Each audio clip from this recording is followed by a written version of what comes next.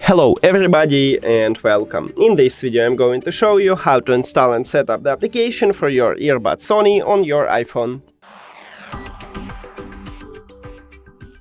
You have to start by open App Store and then go to the search. Click at the search line and write Sony. Now search and you should install this application.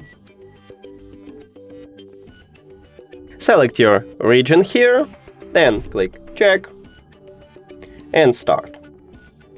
Agree,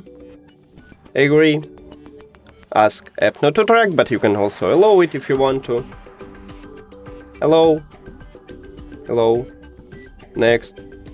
And we did it. Thank you for watching this video. If you found it helpful, please consider subscribing to the channel and leave the like on the video. See you later.